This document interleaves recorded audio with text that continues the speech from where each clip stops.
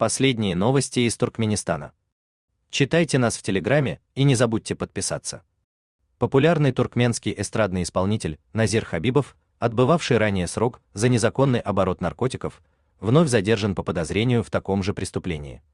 По сообщениям источников Turkmen News, в его организме нашли следы употребления запрещенных веществ. Хабибова задержали на границе Ирана и Туркменистана. Там с недавних пор выборочно тестируют людей на содержание в организме наркотических средств. Таким образом, власти Туркменистана пытаются пресечь наркотический туризм. Раньше туркмены часто ездили в Иран с этой целью. В период пандемии границы были закрыты, а когда их вновь открыли, туристы столкнулись с нововведением. Спецслужбы стали применять экспресс-тесты на наркотики. В прошлый раз Хабибова задержали в 2016 году. Он был приговорен к 15 годам лишения свободы за хранение наркотиков в крупном размере с целью сбыта и без цели сбыта. Вместе с певцом судили его наркодилера. Он получил 25 лет. Осенью 22 года Хабибов попал в число помилованных в честь Дня независимости Туркменистана. Его жена Назирита Хабибова в соцсетях выступила с благодарностью в адрес президента Сердара Бердымухамедова. Она заявила, что тот сделал ее и их детей самыми счастливыми. Разовой благодарностью Хабибова не ограничилась.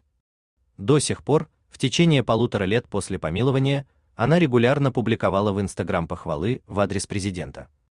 На некоторых фото видно, что портрет Сердара установлен как заставка на ее гаджетах, а 25 марта она выложила пост со словами: «Мой близкий круг общения знает, что я искренне люблю и уважаю нашего президента, и они никогда не смеются надо мной, как некоторые.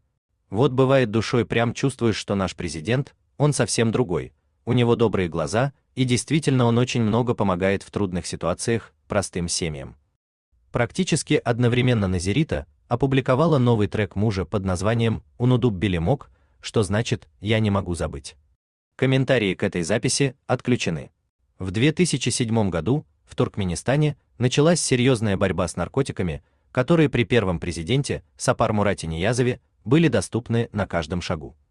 Доза героина стоила 15 тысяч манатов, а доллар в то время стоил 25 тысяч. Сейчас наркотиков в таком количестве в стране нет, но в определенных кругах среди элиты и эстрадных исполнителей они все еще доступны. Простые же люди чаще становятся жертвами аптечной наркомании. Они употребляют сильнодействующие рецептурные лекарства, чтобы получить эффект одурманивания. Хотите сообщить что-то важное? Пишите нам в секретном чате Телеграма. Мы никогда не раскрываем свои источники и гарантируем вам полную анонимность.